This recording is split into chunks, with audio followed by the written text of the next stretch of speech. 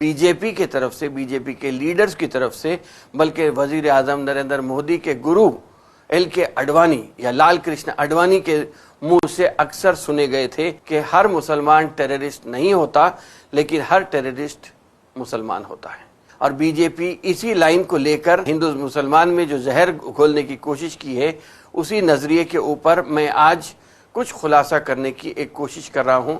आज जो लोग समझदार हैं वो इसका बखूबी अंदाजा लगा सकते हैं। उसके ऊपर मैं तबसरा जरूर कहूँगा। जो अक्लमंद है, मैं ये कहूँगा कि जो अक्लमंद है वो इसको समझ जाएंगे, और जिसके सर में गोबर है या जो अंधभक्त है वो अभी भी इसको नहीं समझेगा।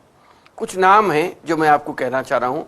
वो नाम ऐसे हैं कि मेहुल चोकसी, नीरव मोदी, ललित मोदी, नितिन संदेशरा, दीप्ति चेतन संदेशरा, संजय भंडारी, जतिन मेहता, और अब नया नाम आया है राजेश मेहता, जो राजेश एक्सपोर्ट्स के हैं, जिन्होंने इसी हफ्ते 15 लाख करोड़ रुपए का बैंकों को धोखाधड़ी करके भागने में वो उनका नाम आया है। ये सभी गुजराती भाई हैं जो उसी हिस्से के हैं, ये उसी हिंदुस्तान के हिस्से के हैं या उसी खित्ते के हैं जो मुल्क को चूना लगाकर यहाँ से भाग निकले हैं। हो सकता है कि 2014 में बीजेपी के MP विजय माल्या जो थे वो 9,000 करोड़ रुपए का चूना लगा के गए थे। उसके इमीडिएट बाद 2017 में ही मेहुल चोकसी और नीरव मोदी यहाँ से भागे। शायद विजय माल्या जो मेंबर ऑफ पार्लियामेंट थे बीजेपी के, उनसे ये लोग सीखे थे और उन्होंने या उनकी हिम्मत पर ये लोग 9,000 को 13,500 करोड़ रुपए बना के वहां से भाग निकले हैं।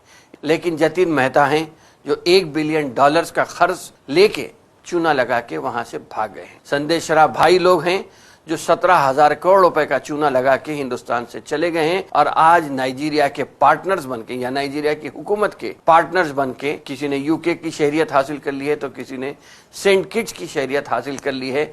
बहरहाल बात यह है कि ऐसे लोगों से जो एक ही खित्ते से आते हैं, उनसे होशियार रहने की जरूरत है। आज अगर हिंदुस्तान को, भारत को, इंडिया को अगर खतरा है तो पाकिस्तान से, मुसलमान से, तालिबान से या ईरान से किसी से खतरा नहीं है, बल्कि देश के ऐसे लुटेरों से खतरा है जिनका ताल्लुक, माफी चाहता हूं, 28 रियासतों से नहीं है, लेकिन एक 29वीं रियासत जो बची है उससे ताल्लुक है। इत्तेफाक से वहां से वजीर आजम नरेंद्र मोदी का भी ताल्लुक वहीं से है और अमित शाह जो होम मिनिस्टर हैं उनका भी ताल्लुक उसी रियासत से ताल्लुक रखते हैं।